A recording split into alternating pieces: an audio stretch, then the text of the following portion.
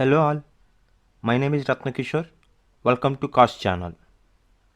As part of the sequences, we already seen lists as well as strings.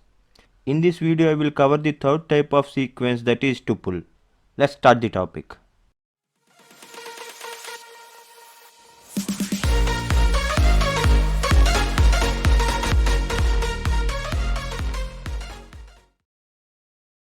Tuples are ordered collection of items. Those items can be of different types. Tuples are immutable objects. That means in-place modifications are not allowed. Each item in the tuple can be accessed by using its index. Note that the starting item is having the index 0. Empty tuple can be created by using the parenthesis without having any elements within, or by using the function tuple without having any input arguments into it. Here I am creating an empty tuple t1 by using the parenthesis. After that, if I display the type of t1, we can get tuple, and if we find out the length of the t1, we can get 0. In the same way, I am creating an empty tuple t2 with the help of tuple function without having any arguments. Here also the type will be tuple and the length will be 0.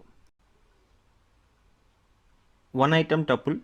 A one item tuple can be created by using a comma after that item. Note that we can create the tuple by using the parenthesis or without using the parenthesis as well. See here, I am creating a tuple t1 with only one element 100. Note that if we don't use comma after this 100, then t1 becomes an integer number with value 100. Then if we find out the length of t1, we can get 1. In the same way, we can create a tuple without having any parenthesis. Then if you want to create a tuple t2 with only 100 as element, we need to use 100, after that a comma. A multi-item tuple can be created by using the comma separated items within parenthesis or without using parenthesis as well. Here I am creating multiple item tuple with 3 items in it, where the first item is a string Sachin, second item is an integer 20, and the third item is a floating point value 80.4. Here I have created t1 with parenthesis and t2 without using parenthesis. Now to explain the concept of indexing, I am considering a tuple my tuple, where it is having 3 items in it. The first item is a string, second item is an integer, and the third item is a list. Here I can access the first item Sachin with the help of index 0. My tuple in square brackets 0 if I use, I can get the Sachin. In the same way, I can access the second item 20 by using the index 1. Then if I use the index 2 to access the third item, I can get the list. Since the list is also a sequence, those list items can be accessed by using the second index. That is, here my tuple of 2 of 0 gives us 80, that is the first element in the list. In the same way, my tuple of 2 1 gives us the second item in the list 50.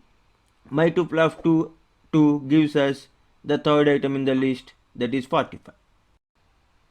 There are 2 methods only with tuples. The first one is index method, which returns the index of the given item. Here I am using a tuple t1 with items 100, 200 and 300.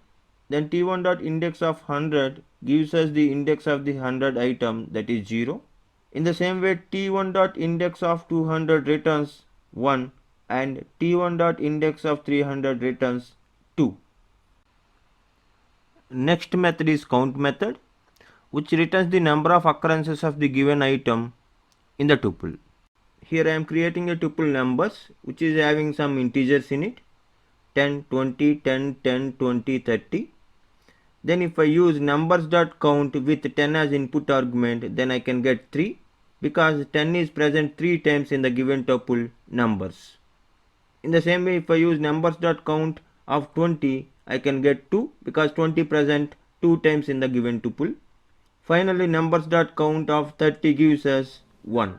because 30 is present only once in the tuple.